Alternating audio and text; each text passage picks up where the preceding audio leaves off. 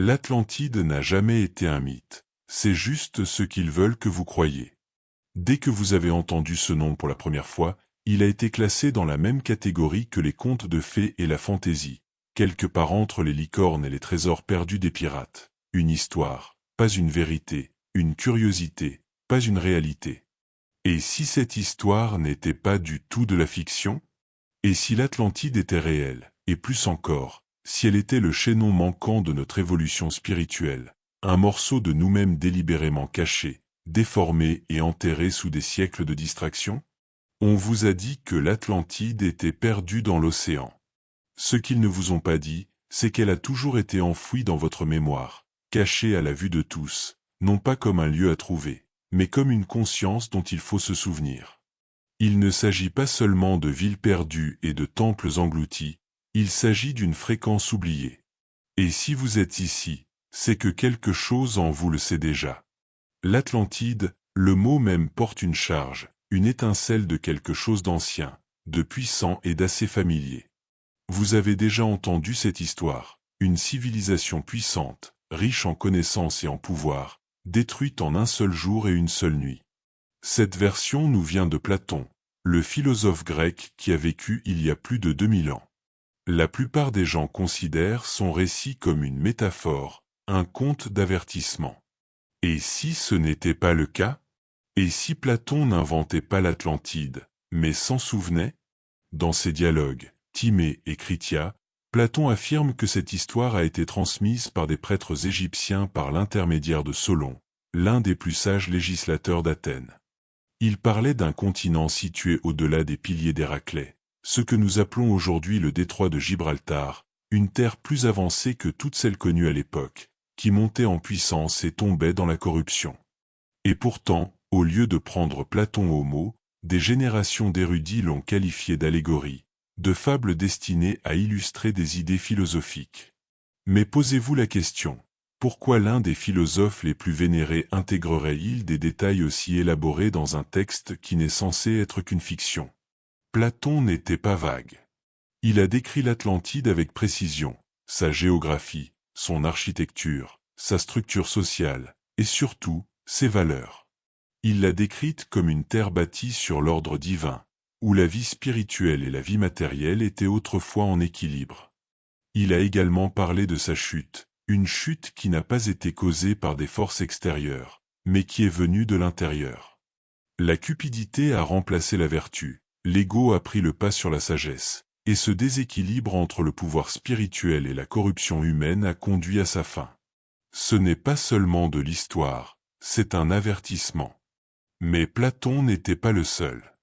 Dans le monde entier, vous trouverez des échos de l'Atlantide cachés à la vue de tous. Les Maoris racontent l'histoire d'une terre perdue appelée Aweki, qui aurait disparu sous la mer. Dans les textes hindous, il est fait mention d'une civilisation très avancée connue sous le nom de Kumari Kandam, engloutie par l'océan.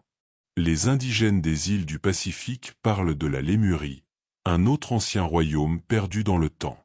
Même les premiers documents égyptiens font allusion à une époque oubliée avant l'avènement de l'Égypte dynastique, un âge d'or qui a mystérieusement disparu.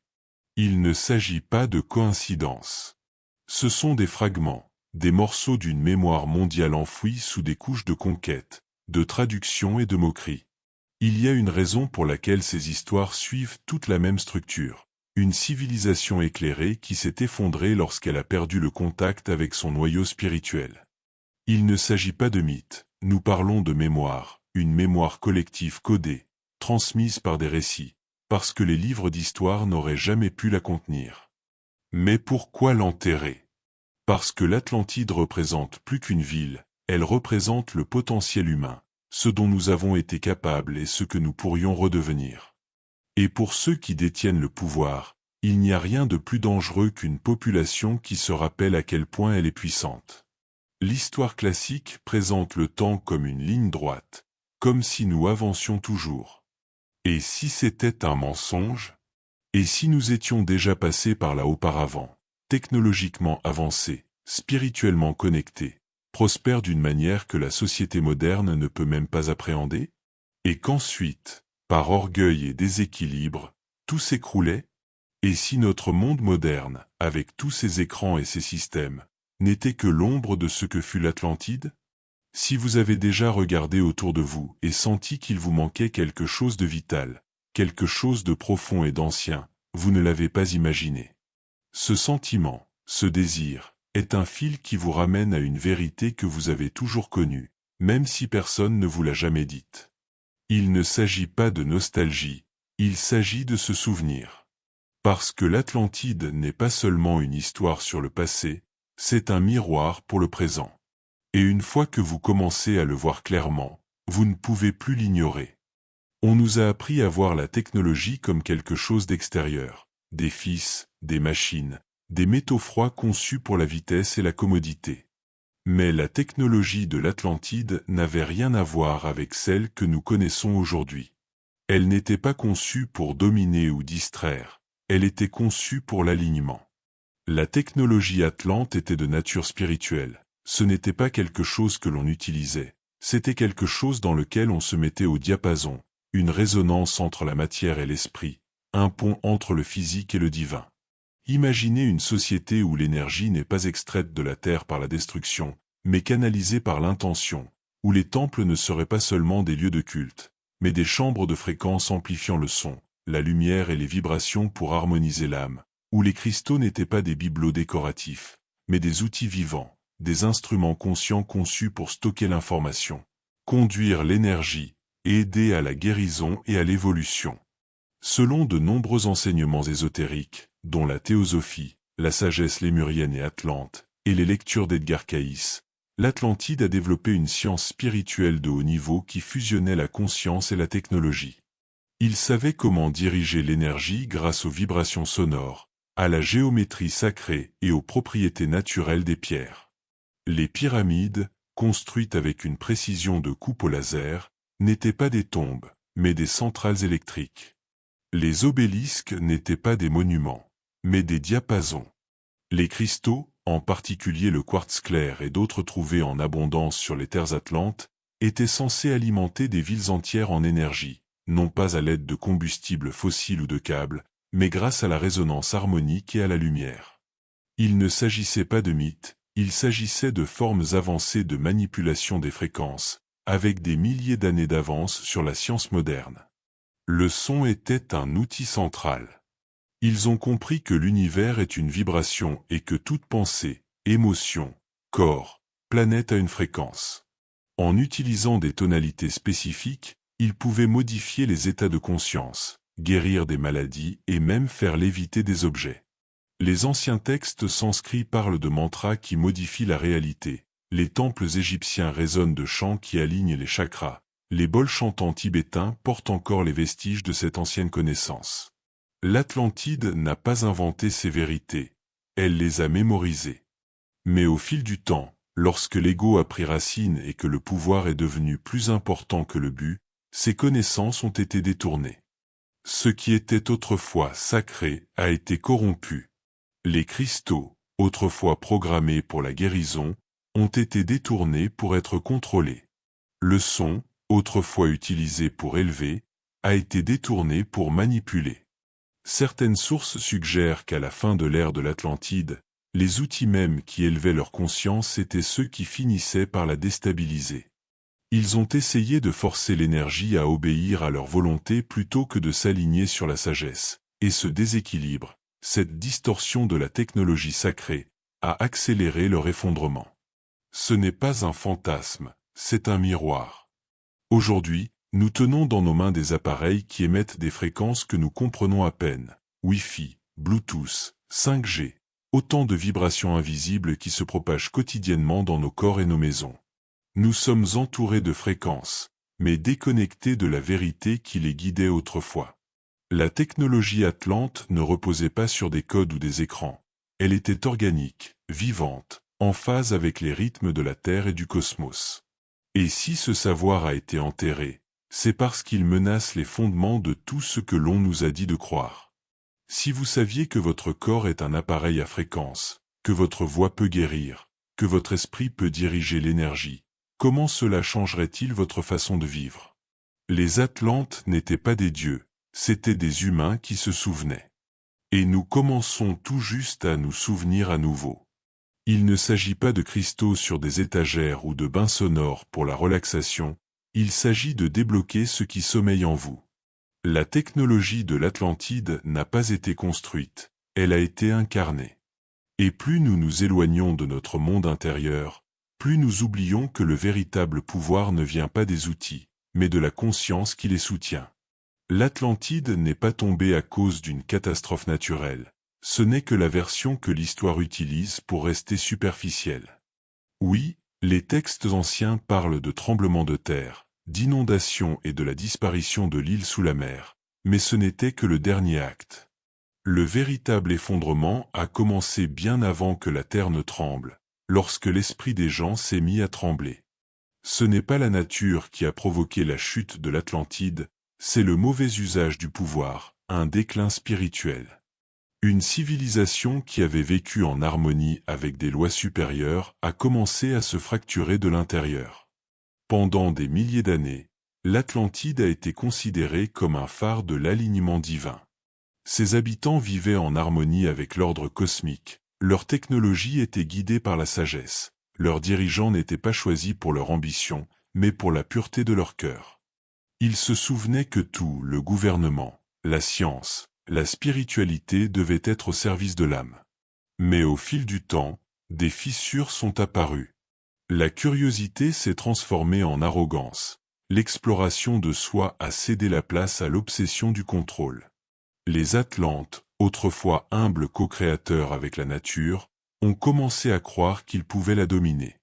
L'élite spirituelle, les prêtres rois, les scientifiques, les sages s'est divisée. Certains continuèrent à suivre la voie de la lumière, d'autres tournèrent leur regard vers l'intérieur, corrompus par la séduction de la manipulation, de l'ego et de la séparation. Ce n'était pas une guerre au sens traditionnel du terme, il s'agissait d'une scission énergétique, d'un fossé entre la conscience supérieure et le désir inférieur. Et une fois que cette division a pris racine, elle s'est répandue comme une traînée de poudre.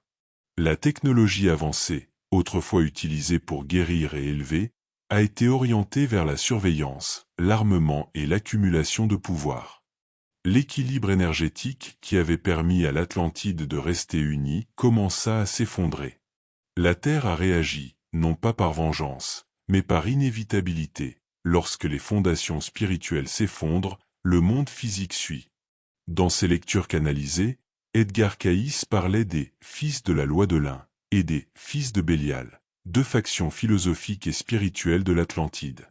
L'une défendait l'unité, l'alignement divin et le service aux autres, l'autre embrassait le matérialisme, l'intérêt personnel et la manipulation de la force vitale à des fins d'enrichissement personnel. Cette tension s'est développée au fil des siècles, jusqu'à ce qu'elle finisse par faire pencher la balance. La destruction n'était pas un acte de colère isolé, mais le résultat final d'un déséquilibre énergétique qui ne pouvait plus se maintenir. Et c'est là que ça devient inconfortable, parce que leur histoire est la nôtre. Regardez autour de vous, nous vivons à une époque où le pouvoir est immense, mais nous sommes plus que jamais déconnectés de l'âme de ce pouvoir. Nous avons fait des miracles technologiques, mais nous avons oublié la sagesse qui devait les guider. Nous manipulons l'énergie, le temps, la biologie, et pourtant notre santé mentale s'effondre, notre lien avec la nature s'estompe, et notre compréhension de l'esprit est soit tournée en dérision, soit transformée en marchandise. Cela vous rappelle quelque chose? L'Atlantide n'est pas seulement une cité perdue sous l'océan, c'est le reflet du choix auquel nous sommes confrontés aujourd'hui. Nous nous trouvons au même bord, la même tentation d'utiliser la conscience pour contrôler plutôt que pour servir, pour construire plutôt que pour aligner, pour dominer plutôt que pour co-créer. Le même fossé se creuse entre ceux qui se souviennent de la loi de l'unité et ceux qui poursuivent l'illusion du contrôle. Et c'est la véritable raison pour laquelle l'histoire de l'Atlantide a été qualifiée de mythe. Car si nous la prenions au sérieux, si nous comprenions vraiment ce qu'elle signifie, elle nous obligerait à nous regarder dans le miroir. Elle nous montrerait que ce qui s'est produit auparavant peut se reproduire, et que c'est nous, en ce moment même, qui décidons de la version de l'histoire que nous répétons. La chute de l'Atlantide n'était pas une punition, mais une conséquence. C'était le résultat d'une civilisation qui avait oublié la source de son propre pouvoir, une société qui a atteint des sommets incroyables parce qu'elle s'est souvenue de qui elle était, et qui est tombée parce qu'elle a choisi d'oublier. L'avertissement n'est pas ancien, il est intemporel. Et il ne s'agit pas de peur, c'est une question de choix. L'histoire est écrite par ceux qui profitent de l'oubli.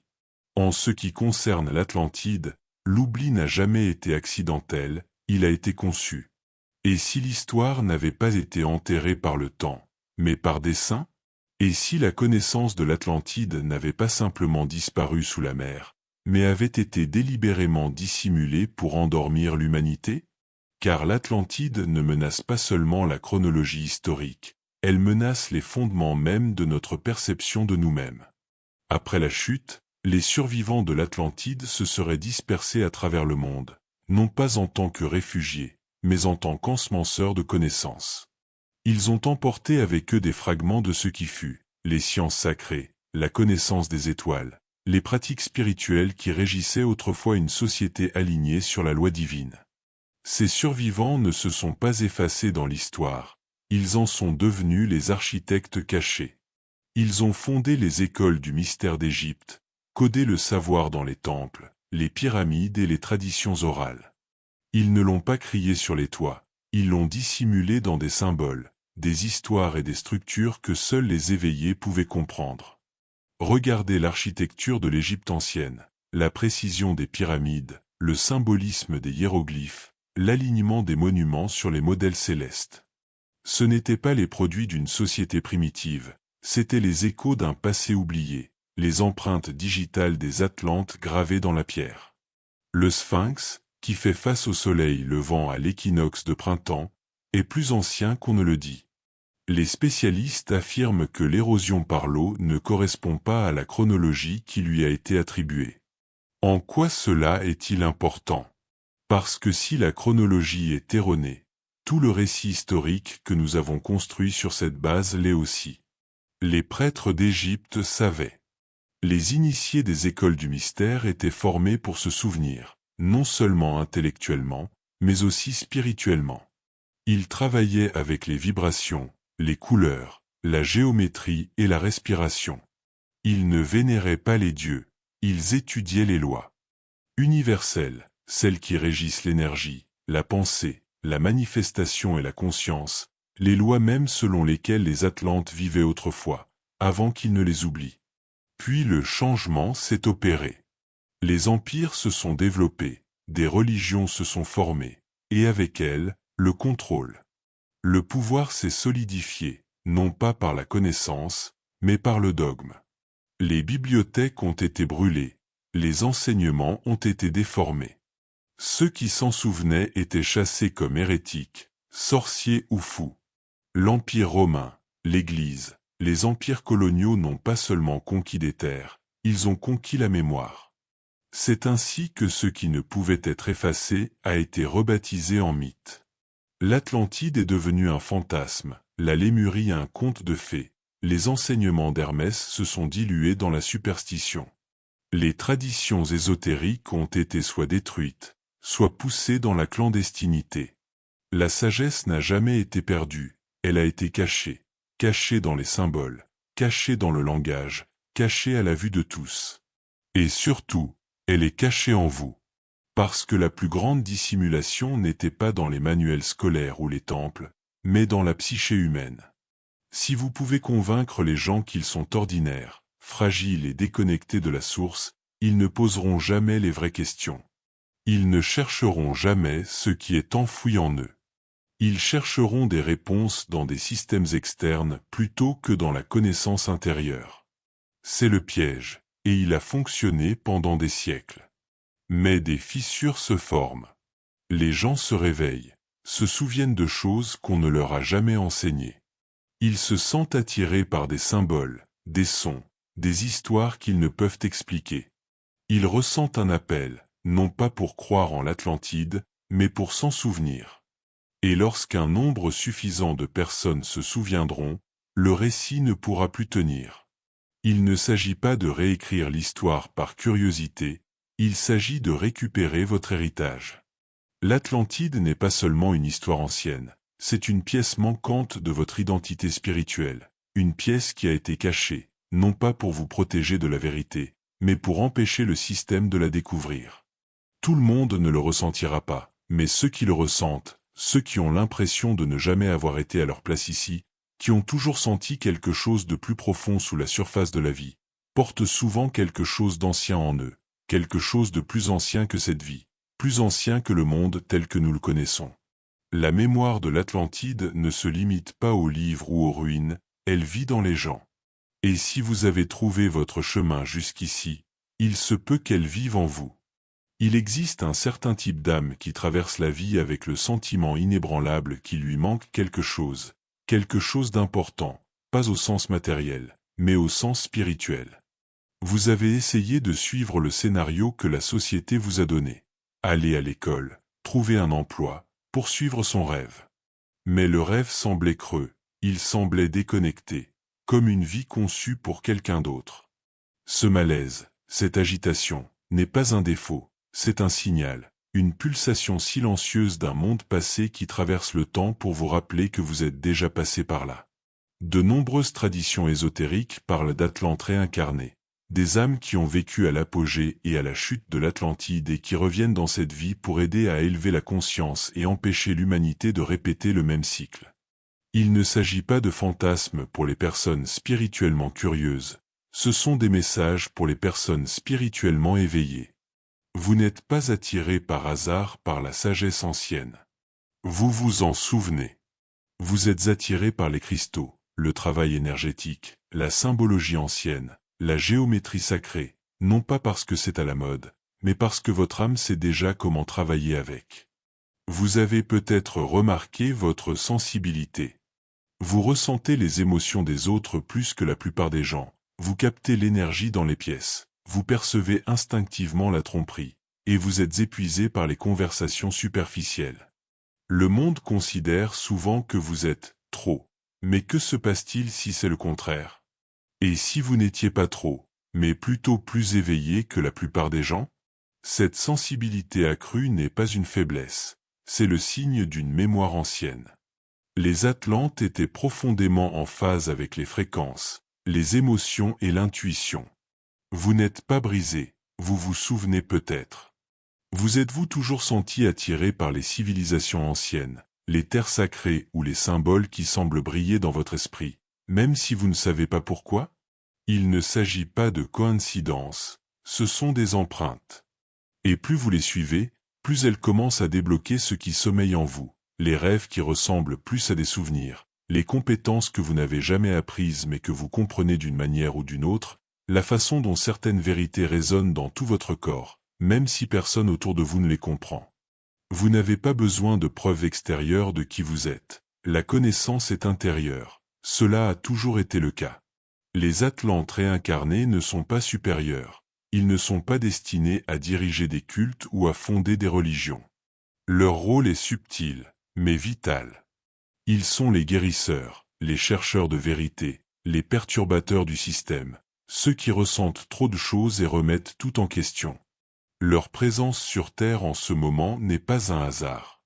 Au fur et à mesure que la conscience évolue, ils sont activés, tranquillement, puissamment et collectivement.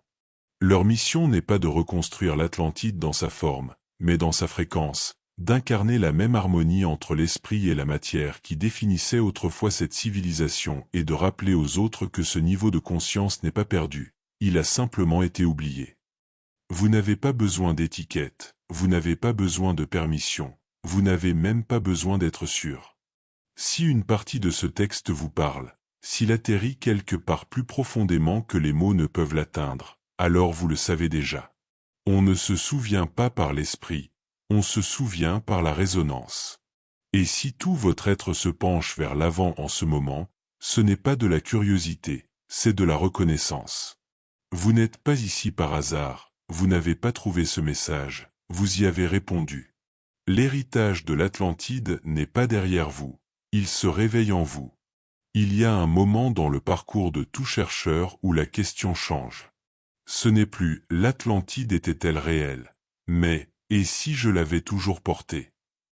Au début, c'est subtil. Un rêve qui dure plus longtemps qu'il ne le devrait. Une conversation qui semble étrangement familière. Une attirance vers les étoiles, vers des textes anciens, vers des fréquences et des enseignements que votre esprit rationnel ne peut expliquer, mais que votre âme comprend instantanément. Ce n'est pas de l'imagination, c'est un souvenir. L'esprit Atlante ne s'éveille pas par la connaissance, il s'éveille par la vibration. En Atlantide, l'esprit n'était pas séparé de l'âme, l'intellect et l'intuition travaillaient ensemble. La pensée était un outil de la conscience, pas une cage. Réveiller l'esprit Atlante aujourd'hui, c'est retrouver cette unité, c'est se rappeler que la conscience n'est pas soumise aux limites de ce monde. Les Atlantes ont compris ce que la science moderne commence à peine à redécouvrir. L'esprit n'est pas un produit du cerveau, c'est un champ, une fréquence, un pont entre le visible et l'invisible. Et ce pont est toujours en vous.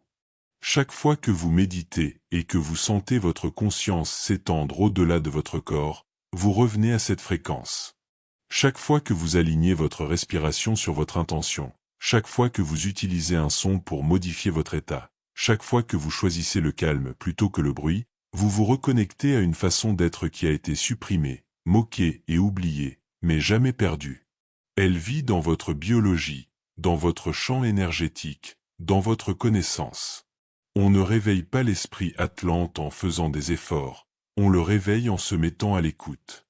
L'immobilité devient un portail, le souffle devient un code, le mouvement devient une mémoire. Plus vous éliminez ce qui a été programmé en vous, la limitation, la peur, la séparation, plus vous faites de la place pour ce qui a toujours été là. Et ce qui revient n'est pas une information, c'est une résonance. Vous commencez à vous rappeler comment écouter sans entendre, voir sans regarder, ressentir sans avoir besoin d'expliquer. L'état de conscience des Atlantes était expansif, ils ne se préoccupaient pas du pouvoir sur les autres, mais de l'harmonie intérieure. Chaque individu était considéré comme un nœud dans un réseau d'énergie beaucoup plus vaste, relié aux autres, à la Terre, aux étoiles et à la source de toute vie. L'expérience humaine n'était pas séparée du divin, elle était un chemin vers lui. Réveiller l'esprit Atlante aujourd'hui, c'est choisir de vivre à partir de cette connaissance. Cela signifie se rappeler que vos pensées façonnent la fréquence, que vos émotions sculptent la réalité, et que vos croyances agissent comme des diapasons pour le monde dont vous faites l'expérience. Et ce n'est pas toujours confortable. Lorsque les anciens programmes tombent, on peut avoir l'impression de perdre pied. Les amis peuvent dériver, les passions peuvent changer, il se peut que vous ne puissiez plus tolérer le bruit dans lequel vous viviez auparavant. Cela fait partie du processus. Vous n'êtes pas en train de vous effondrer, vous êtes en train de vous frayer un chemin. Le chemin des Atlantes n'est pas linéaire, il est en spirale, il fait des boucles, il est mis à l'épreuve. Mais chaque retour vous amène plus profondément dans la vérité. Vous n'êtes pas ici pour fuir le monde, vous êtes ici pour le transmuter, apporter de la lumière là où il y a de la confusion, incarner la fréquence du souvenir si pleinement que les autres commencent à la ressentir aussi, sans que vous ayez besoin de dire un mot. C'est ainsi que l'esprit Atlante se répand, pas par la force, mais par la fréquence, pas par la prédication, mais par la présence. Et cela commence par une simple question, murmurée à travers le temps. Et si je savais déjà? Si l'Atlantide n'était qu'un mythe, personne ne se soucierait de savoir si vous y croyez. Aucune institution ne s'évertuerait à la rejeter, aucun érudit ne se moquerait avec autant d'agressivité, et aucun système ne serait mis en place pour vous en détourner. Pourtant, c'est ce qu'ils font, et cela devrait vous dire quelque chose. L'effacement de l'Atlantide n'est pas une question de fantaisie, c'est une question de peur, pas la vôtre, mais la leur. Parce que ce souvenir de l'Atlantide ne réécrit pas seulement l'histoire ancienne, mais aussi votre identité. Il réveille quelque chose qui vous rend imprévisible, libre. Et les esprits libres sont difficiles à contrôler. Le monde moderne a été conçu pour vous empêcher de vous souvenir. Vous êtes entouré de distractions, vous êtes inondé d'informations, mais privé de sagesse. Dès le réveil, votre esprit est attiré vers l'extérieur. Notifications, gros titres, échéances, bruit incessant. Ce n'est pas le fruit du hasard, Il s'agit d'une conception.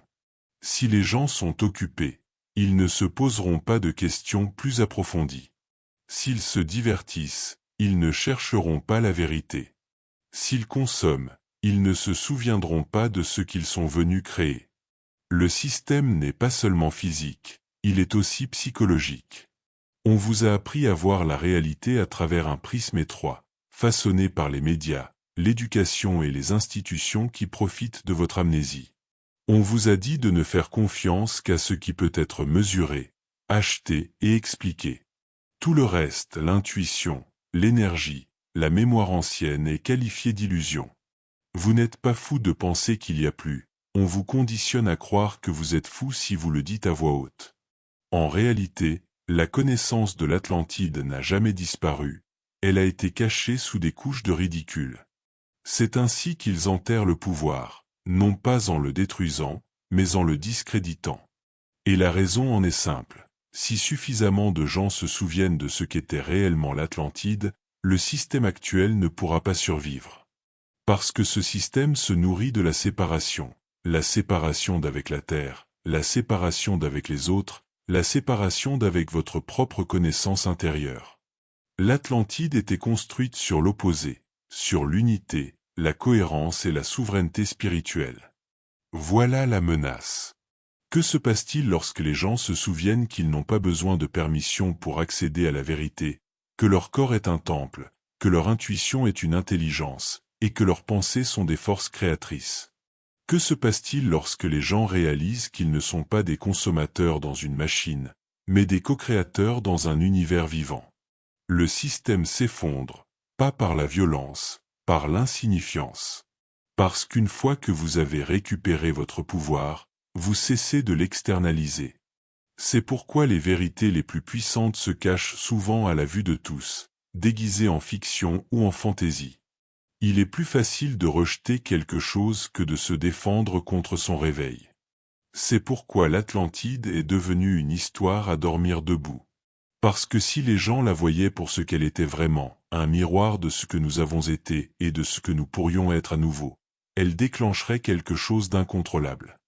Nous vivons à une époque où l'information est incroyable et l'ignorance profonde. Nous savons comment diviser les atomes, mais pas comment s'asseoir en silence. Nous construisons des machines qui pensent plus vite que nous, mais nous oublions comment ressentir. Et pourtant, sous tout ce bruit, la mémoire continue de battre, silencieuse mais constante, dans les rêves, dans les synchronicités, dans ce sentiment inébranlable que vous êtes ici pour quelque chose de plus que simplement survivre et répéter l'idée que quelqu'un d'autre se fait du succès. Le plus grand acte de rébellion aujourd'hui est de se souvenir, pas seulement les faits qui vous ont été cachés, mais le sentiment, la fréquence, la façon dont tout votre être s'illumine lorsque la vérité entre dans la pièce. Ce n'est pas seulement de la curiosité, c'est une mémoire codée qui s'active. Et plus vous vous en souvenez, plus ils perdent le contrôle, non pas parce que vous les combattez, mais parce que vous ne les nourrissez plus. L'Atlantide menace le système parce qu'elle vous rappelle votre vraie nature. Elle vous montre qu'une civilisation alignée sur l'esprit et la science, le cœur et l'esprit, n'est pas seulement possible, elle a déjà été réalisée. Et une fois qu'on s'en souvient, on peut le faire à nouveau, pas par les gouvernements, pas par les institutions, mais par des individus, un esprit à la fois.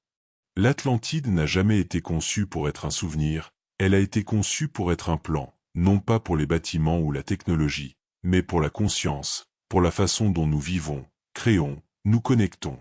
C'était une époque où le monde intérieur et le monde extérieur se reflétaient l'un l'autre en harmonie, une civilisation fondée non pas sur la domination, mais sur l'alignement. Et si les structures ont disparu, le modèle, lui, demeure. Le code n'a jamais disparu, il a simplement attendu la bonne fréquence pour s'activer à nouveau. Et maintenant, il se réveille à travers nous. Vous vous demandez peut-être comment un lieu perdu dans l'histoire pourrait revenir. Mais le retour de l'Atlantide n'est pas physique, il est vibratoire. Il ne s'agit pas d'une terre qui émerge de la mer, mais d'une conscience qui s'élève dans l'âme. La fréquence atlante n'est pas une carte à suivre, mais un état à incarner. Et en ce moment, plus que jamais, ce choix vous est présenté, non pas lors d'un événement grandiose, mais dans des moments calmes, des décisions quotidiennes, des changements internes. La façon dont vous vous traitez et dont vous traitez les autres, c'est ainsi que commence la nouvelle Atlantide, non pas dans des ruines déterrées, mais dans une conscience qui renaît. L'ancien monde vous apprend à chercher des réponses à l'extérieur. Il vous apprend à mesurer le progrès en fonction de la vitesse à laquelle vous vous déplacez, de la quantité que vous produisez, de la perfection de vos performances. Mais la voie Atlante est différente, elle est plus lente, plus profonde. Elle vous demande de vous tourner vers l'intérieur, de ressentir, de remettre en question ce dont vous avez hérité, de s'éloigner du bruit et de revenir à la connaissance. Ce n'est pas facile, parce que tout ce qui vous entoure, système, écran, horaire, est conçu pour vous détourner de ce chemin. Mais la distraction n'est pas le destin, c'est un test. Et dès l'instant où vous commencez à choisir différemment, à écouter la voix silencieuse plutôt que la voix forte, vous vous alignez sur la fréquence de l'Atlantide. Et vous ne serez pas le seul. C'est la beauté du souvenir, il se répand. Une personne éveillée devient un miroir pour les autres. Il n'est pas nécessaire d'enseigner ou de prêcher. En vivant dans la vérité, vous donnez aux autres la permission de faire de même. La nouvelle Atlantide ne se construit pas avec de la pierre, mais avec de la présence, avec l'intention, avec l'intégrité. Les communautés se forment autour de la conscience et non de la commodité. Les gens se rassemblent, non pas autour d'opinions partagées, mais autour d'une énergie partagée. C'est l'héritage atlante en mouvement. Le retour est subtil, il ne crie pas, il ronronne. Vous le ressentez dans le désir croissant de vivre plus authentiquement, de ralentir, de se connecter profondément, de remettre en question tout ce qui semble fabriqué. C'est la force d'attraction, le souvenir, le passage d'un monde de contrôle à un monde de cohérence. Vous n'êtes pas petit dans cette histoire, vous êtes un transmetteur de fréquences vivant. Chaque fois que vous choisissez l'amour plutôt que la peur, la curiosité plutôt que le jugement, l'intuition plutôt que l'instruction, vous vous branchez sur le courant Atlante. Et plus nous sommes nombreux à le faire, plus ce courant devient fort, jusqu'à ce qu'il ne soit plus un murmure du passé, mais une présence dans le présent. L'Atlantide n'a jamais été une simple question d'origine, il s'agit de savoir où nous sommes capables d'aller.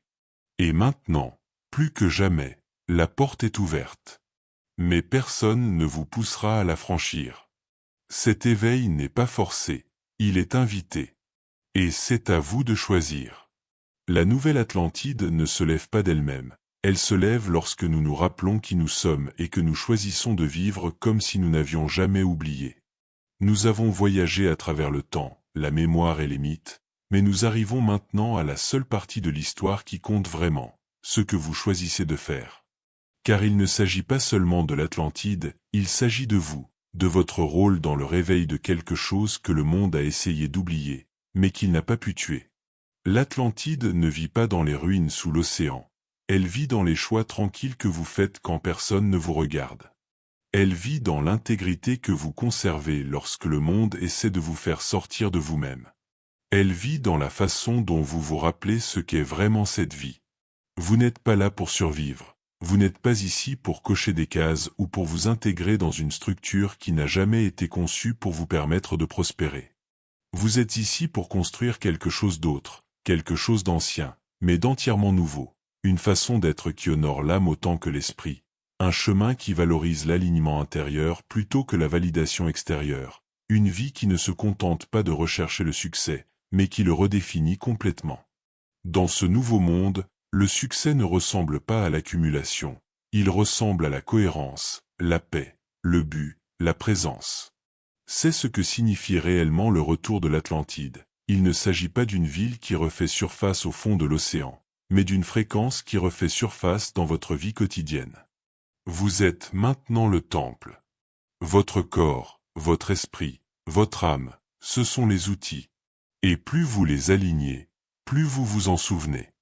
Chaque respiration prise en conscience, chaque mot prononcé avec clarté, chaque acte ancré dans la vérité, voilà les éléments constitutifs de la nouvelle Atlantide, une Atlantide qui n'a pas besoin d'être trouvée, car elle est en train d'être créée. Mais n'oubliez pas que ce chemin n'est pas passif. Il ne suffit pas de connaître l'histoire, savoir n'est qu'un début. Vous devez la vivre, la parler, l'incarner. Le monde n'a pas besoin de plus d'informations, il a besoin de plus d'exemples vivants de ce qui est possible lorsque nous nous réveillons. C'est votre pouvoir, c'est votre invitation. Vous n'attendez pas un changement, vous êtes le changement. Si vous êtes arrivé jusqu'ici, c'est que vous êtes l'un des rares à être prêt à aller plus loin. Vous n'êtes pas censé oublier qui vous êtes. Vous n'avez jamais été destiné à vous rapetisser, à douter, à troquer votre lumière contre le confort. Vous êtes né pour vous souvenir, né pour porter cette ancienne impulsion dans un monde moderne qui en a désespérément besoin. Vous êtes le pont entre ce qui était et ce qui pourrait être. Et chaque choix que vous faites à partir de ce moment envoie des ondes à travers le collectif. Alors n'attendez pas la permission, n'attendez pas que le monde vous rattrape. Le chemin du souvenir est emprunté par ceux qui sont assez courageux pour laisser le connu derrière eux et suivre l'appel de quelque chose de plus profond. L'Atlantide n'est pas une destination, c'est un souvenir. Et maintenant que vous l'avez vu, vous ne pouvez plus l'ignorer. Si ce message vous a touché, faites-le nous savoir en commentant. J'ai compris.